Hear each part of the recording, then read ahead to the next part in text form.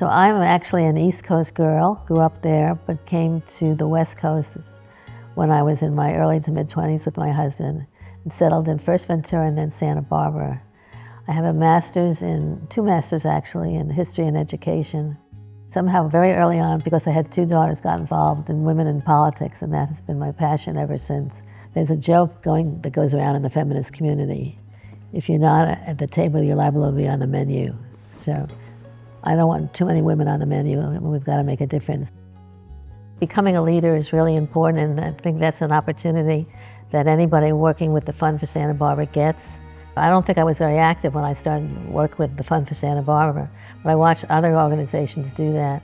So for example, I eventually became one of the founding mothers of the Santa Barbara Women's Political Committee, and that organization is still very dear to my heart.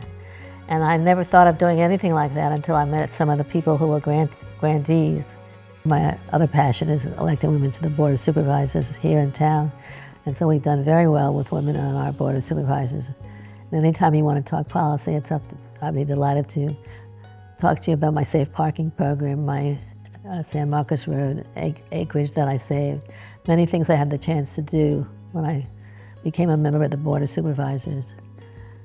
So that's my two passions, and I love the fact that we're sitting here on the campus of our community college and celebrating all the good stuff that goes on in our community. The wisdom that I've gained has been on many fronts.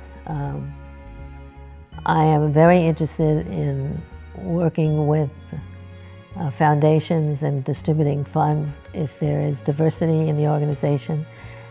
While I was working with the Miller McCune Foundation, we created, over a period of time, a social academy, and it's all about training and leadership, becoming leaders. And I think that I feel best about that in terms of my years with her foundation.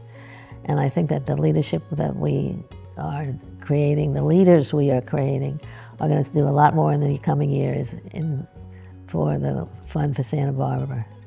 So besides my passion for women in politics, I have done a lot of work in the visual arts, and besides which I have a passion for collecting my own art and supporting artists in our community. One of the reasons I joined the CAC is so I could have an opportunity to spread the word about our own art.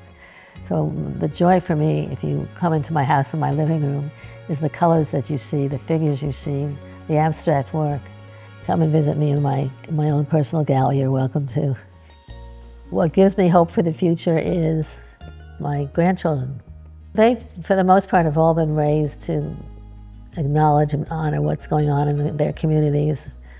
And I'm happy and thrilled to see what their families and their parents have done to move them along. I feel very positive about the future when I see those young men and the work that they're doing.